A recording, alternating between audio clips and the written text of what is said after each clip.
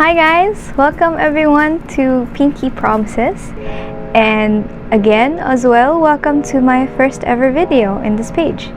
And tonight, I will be teaching you how I made this little girl, and this, and this, and that, and that, and this, and that, and that, and this. excuse me. And how I made them in PowerPoint. Yes, you're right. I made them all in PowerPoint. And a little fun fact is that I can't actually draw.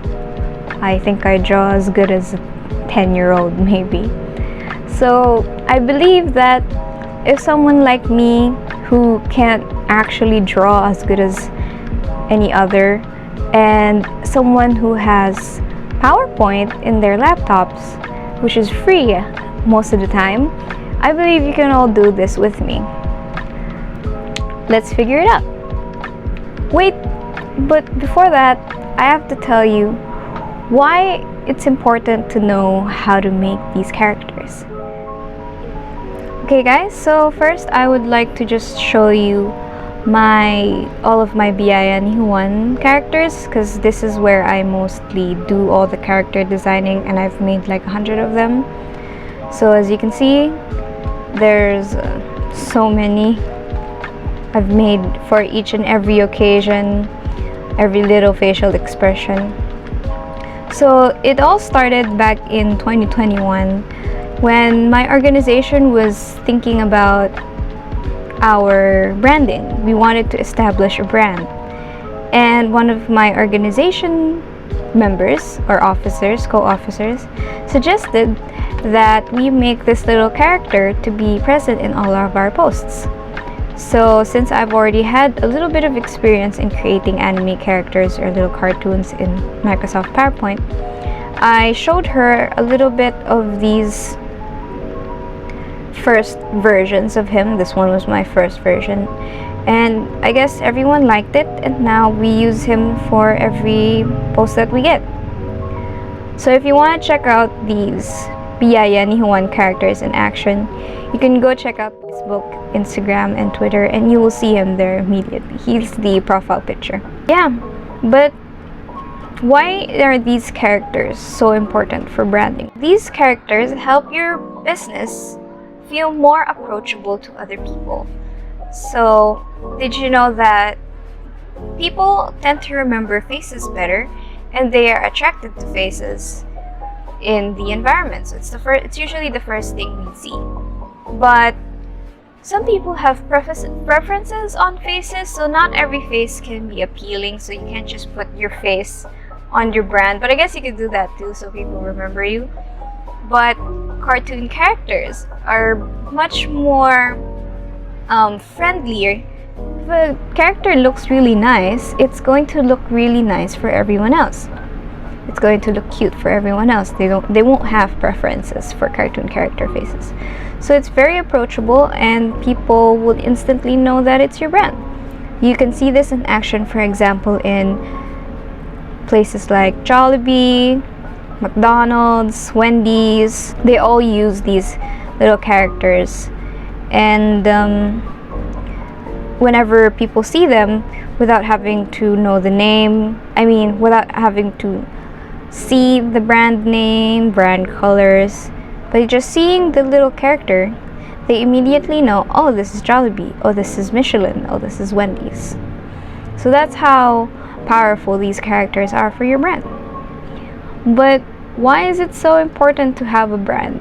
And I'll let Explaining Pinky do that for you. Hi guys, I'm back. So I'm here to explain why branding is so important. Well, branding differentiates you from a sea of competitors. It gives your business the light it needs, and good branding lets people not only remember you, but it also allows them to understand your mission and trust the services that you provide. So branding can be seen with a name, colors, tagline, and just like what we use, mascots. But it can also be seen with your writing voice, your way of service, your people management, and your ethical choices, I mean. So it's very important to establish your brand so that people know to trust you and people will buy more from you. And I won't stretch this out much further. Let's get on with the tutorial. Okay, so the first thing that we need to know is that we have to understand like the concept of how I make these characters. So as you can see here, I've used one as an example. You can see that he's actually subdivided into like different body parts, and if you take a much further look, that these body parts can be divided into more small little shapes and things that I can manipulate and move around. So here, if you see, if I ungroup this, let me just ungroup this. I can't see. There, if I ungroup it, you can see that all these little shapes combine together and to make this little one. So here I can move his little hat. You can see this on his face. I can move around his little hair, his eyes. Sometimes what I do here is I move around his eyebrows for different expressions. That's interested one. This is like mad one. Then I put his little hair, and then sometimes I change around his hat. So every little piece in this character I can move around and detach with so many more little shapes. And this is very helpful. For example, in this character design that I made this little template so that I could, if I wanted to change her pose for like a different picture, I could just move her body parts around. So let's copy and paste all the little objects and elements. And then if I, for example, want to make her look like she's let's say putting her hands in her pocket again, or putting her hands on her hips, we could do that. Let me just group her hand a little. See, even her hands and fingers have tiny little lines grouped together to make little fingers.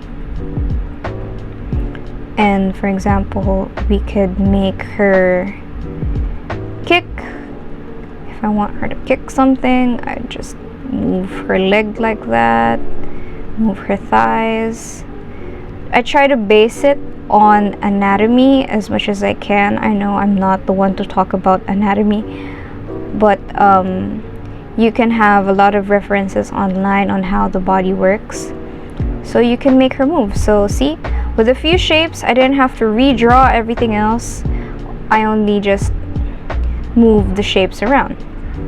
You can make her move her head a bit like that. So just mess around with it so it looks normal. And now that we know about the different layering of shapes, I will now teach you how I make these shapes, or how I draw them with this little apple. Today I'll just be showing you how I make this little apple.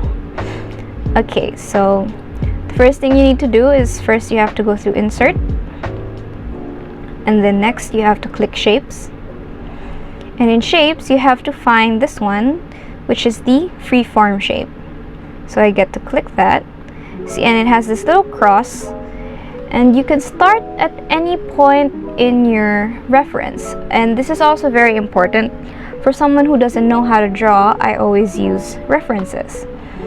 Technically, this is what people call tracing, but I do not recommend exactly copying everyone's work. It's just a cartoon character online. I recommend combining different references and to make a completely different picture. So if you remember Juan, he was a combination of a lot of cartoon boys. So I used different shirts, a different face, a different body for each one. So please remember that. Do not copy other people's work, but use it as references and make yours completely different, okay? So again, I'm blabbering, I'm sorry. You can start at any point here in the apple. I would like to start here. And some people, you could like trace it and make so many more points. Personally, I don't like making too many points on my drawing, so it looks much more smoother. So I'll make the next point right here on the next highest point. And don't worry, I know that doesn't look like it's been traced, but we're gonna fix that later. And here I'm going to make the next point. Try to see where the highest points on the image are, and that's what you should follow. And next I could maybe create another point here, and then I can make another point maybe right there. So what now we're tracing is essentially just the fruit, so we'll skip the little stem and the leaf for now and connect all our dots. Okay, so we made something that looks like a triangle. That doesn't look like an apple now, doesn't it? So what we do to make it look like the apple is first you right click, and then you go to edit format shape, and then see it has to like show on the side. Click fill, and you up the transparency a bit so you can see your apple from behind, and you can see make sure you can see your lines as well. Okay, so let's zoom in a little bit, and now we can do edit points. So you right click again and then you click edit points. So now it shows all the 1, 2, 3, 4, 5 points that you made a while ago. So we can manipulate these points by clicking on them, or right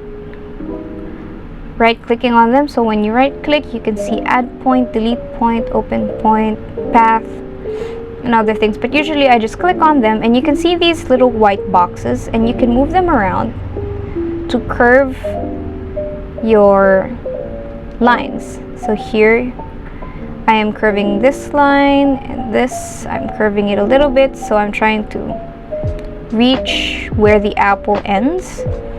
And now you can see that this little side hasn't moved yet, so I can go to this point. So let's just adjust it a little bit so it fits the apple, and then I can create the curve here. So as you can see, this curve affected this curve, so now there's a little bit too much on this side. So just play around on where your line goes, so you know and understand how it moves, and you can trace it perfectly. Okay, next here we can just adjust this a little bit. There, I've adjusted it, made a little curve.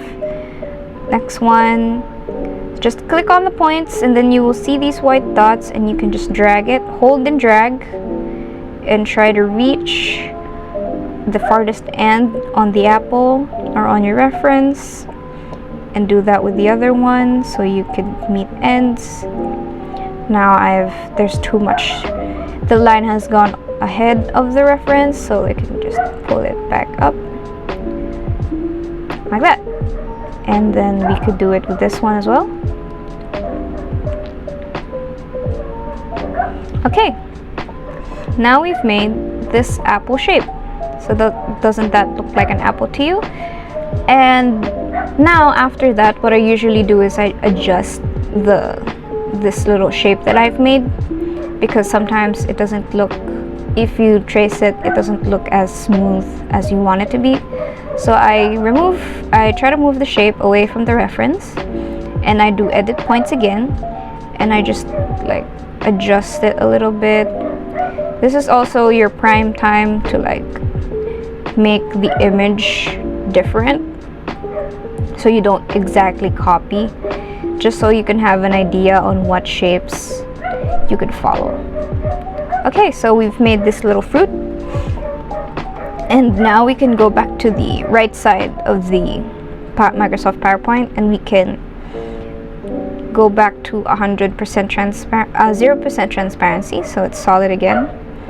And then most of the time I also copy the colors, but you can also get colors online and use the same technique on what I do to change the colors for your shape.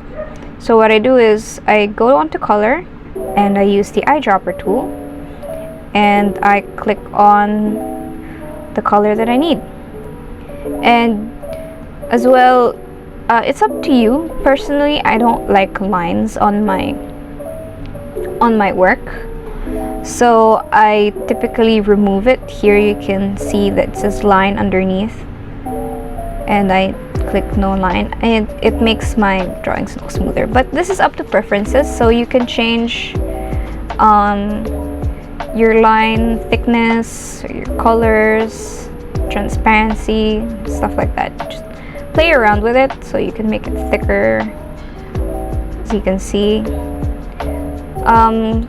So for tutorial's sake, let's try to copy exactly what the picture looks like. So there I've made somewhat similar thickness with the picture, and let's do the eyedropper trick again using the color. And okay, now that's great. So what else do we need? We need the shadows for the apple. And to do that, if you can see this little dark shadow, I actually have a little hack for that, so I don't have to trace everything all over again. What I do is I copy this. So we copy the shape, and then we paste it twice, and then we change one of the shapes into the color that we need. So I'll use the eyedropper tool again. Okay, there, so it's the same color as that, and I will remove the line since it doesn't have an outline. And now let's put this shape in front. So let's go to shape format, bring forward, and I'm going to layer this onto the other shape. I hope it's not too confusing. Let's move the other shapes around, the other things around. So I layered this shape on top of this to make this little, if you can see, this little weird shape. I will try to recreate that with this. So let me see it. So it's a little thin and like that. So that's the little shadow, if you guys can see. Let's adjust it a little bit there. You can see that this and that's what we're trying to achieve here. So you go to click the first shape and you hold shift, hold it, and click the shape on top of it and go back to shape format, click on merge shapes, and you subtract. See what happened? So the shape on top of it subtracted the whatever is left of the shape behind. So we use the shape on top to remove some shapes behind. So there. So it's not exact, but it's good enough. So now we can put it on top of our little apple. You can adjust it a little bit. Okay, now our apple has a little bit of a dimension. And essentially what I do next is the same thing. I just trace back all these. So give me a minute while I trace all these little shapes.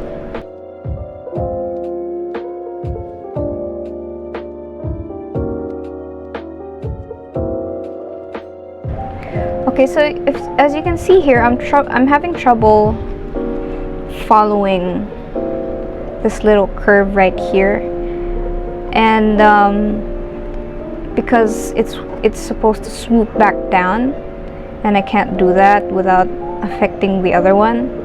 So I'll just click any point in the line, especially where the down curve is supposed to go. So see, you can it should show this little cross, little cursor, and once you see that cross cursor, you go right click and you add point. So that changed a little bit on the curves, but that's okay. So you follow the little your reference again, put it as close as your reference, and then you can adjust the lines again, and you can adjust this guy's lines too. So now I was able to follow the little highlight of the apple.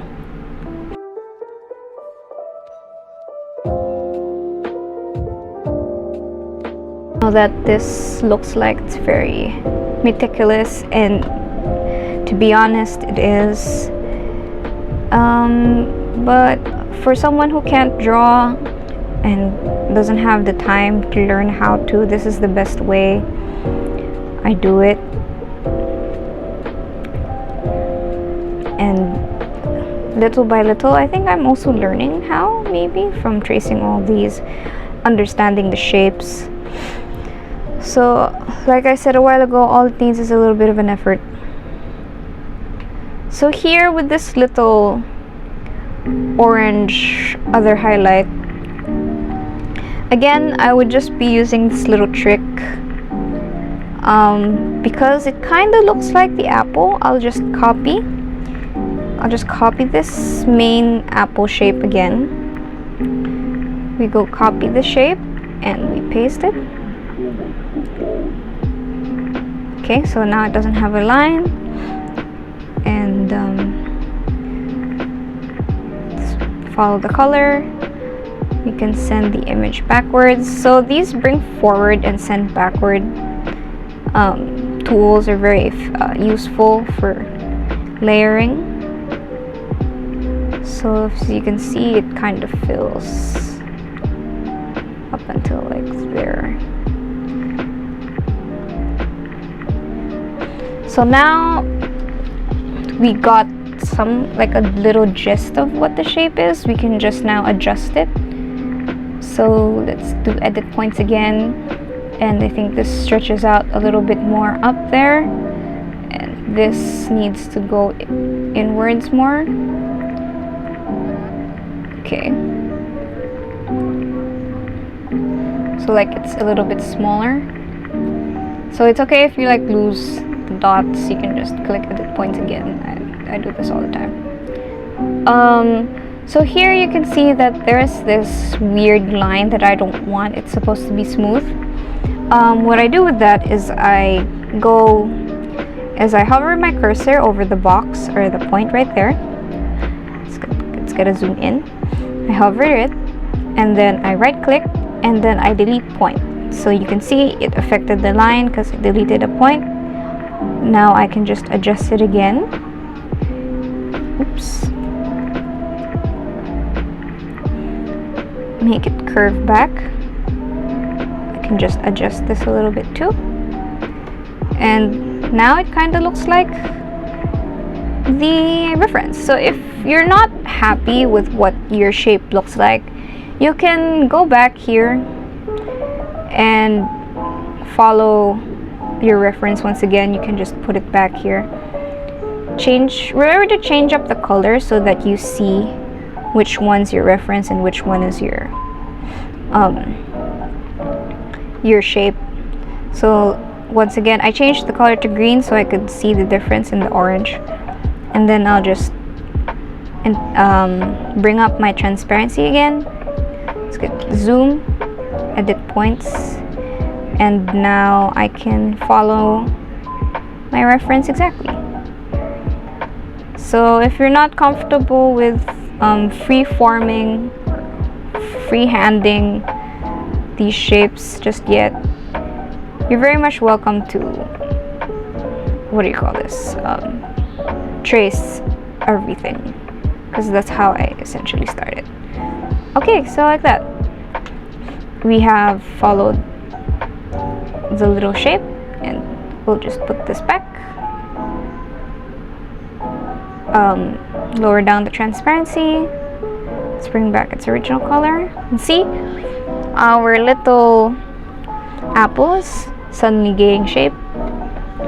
And let's go trace more shapes to make this little apple.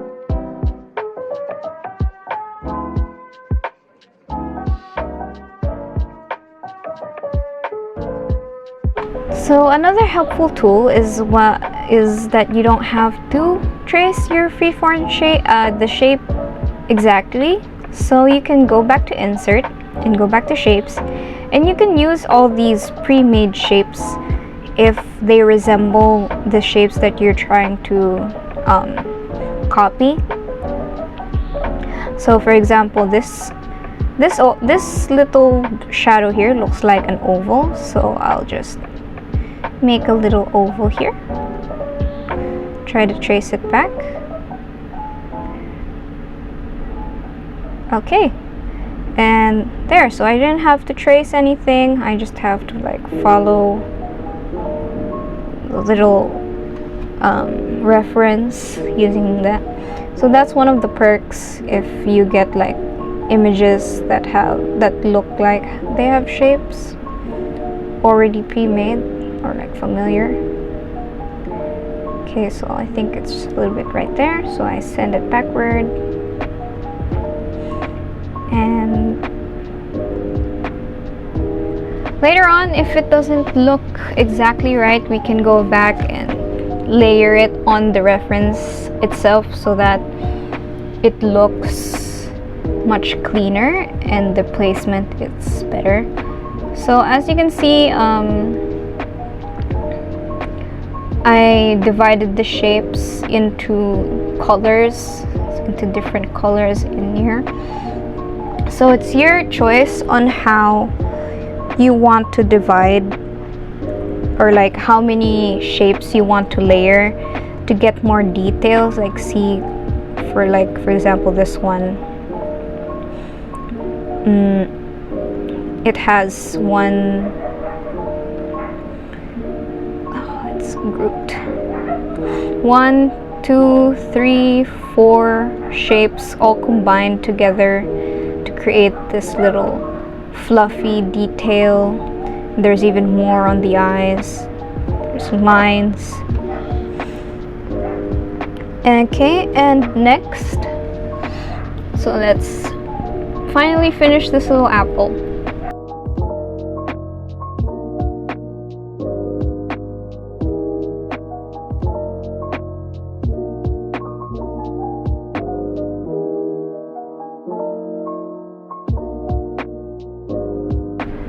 So like here, for example, again, this looks like a triangle, a diamond shape, the leaf. And so for time's sake, I won't be exactly copying even the shadows of these leaves. Or maybe I will. We'll see if we have time.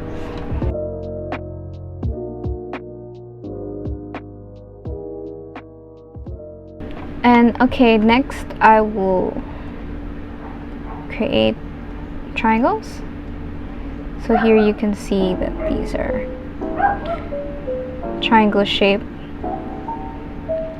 They're a little thick, so I won't be creating just lines. They're still shapes.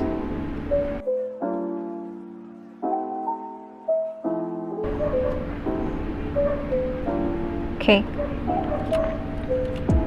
And now what I did is I copy and pasted this little triangle that I've already made. Okay, and I just adjusted its size because it's already a little curved. It's already a little triangle. Oh, no. Make sure to not paste the objects as pictures, because then you wouldn't be able to edit the points. Okay, so we can follow this one.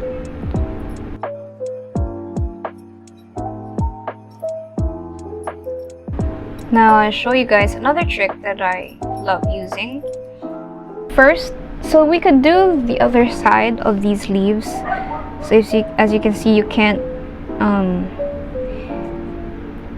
rotate it, it's still looking on the wrong side. No matter where you rotate it, it would be wrong. You need to flip it.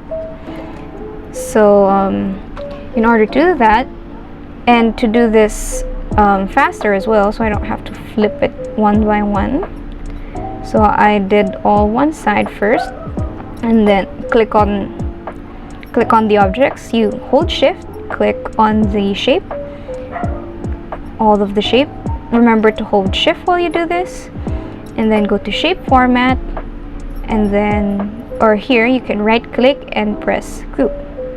So now they're all grouped together. And then now you can go to flip or rotate this area here. And first you have to copy, you have to copy and paste so you can have another batch of these little triangles. There you go.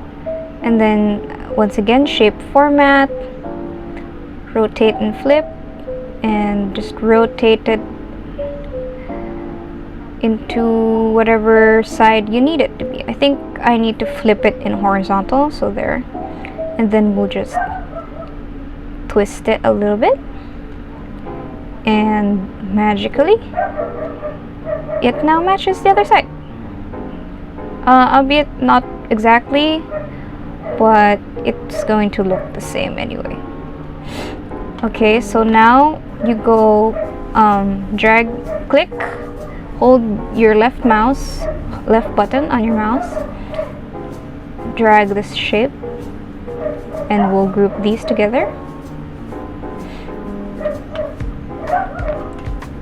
Okay, now so they're all in one little group, and then we can combine it here. So a while ago you could see that I matched the weight of the line in this shape, so it's 8.25 points. Let's match it here.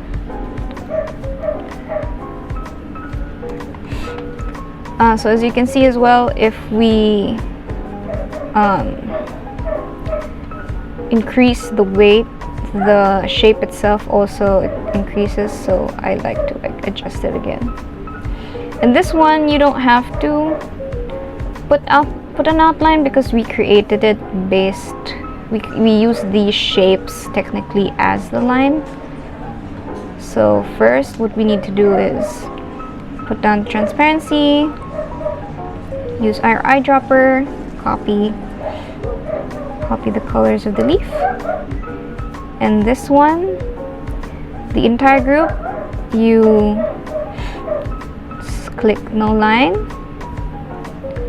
and then fill, solid fill, and then you use your eyedropper, and now you have your tiny little leaf.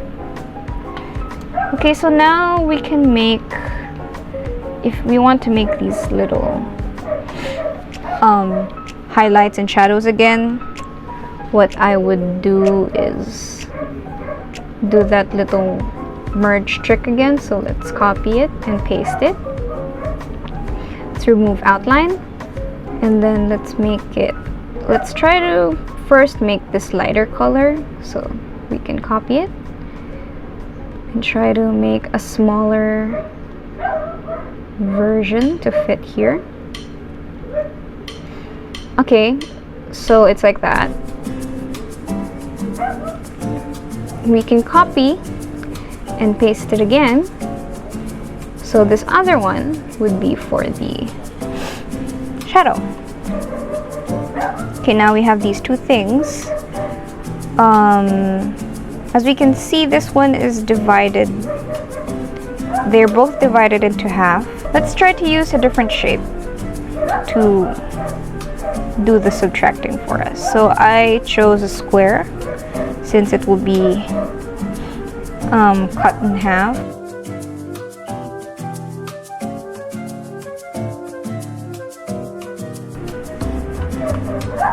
And with this one, since it looks like it's not straight as much, we can just copy paste it again, change up the color so we can see what's happening, and I think we can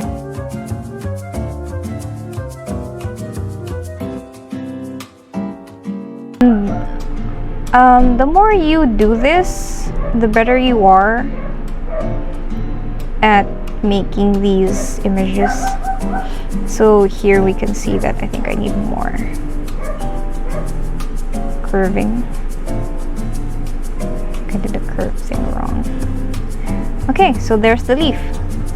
So we hold your left mouse button, drag down, try to keep the shape you want to group inside the square, right click and group, and then we can finally place it onto our little apple. So our apple has a leaf now,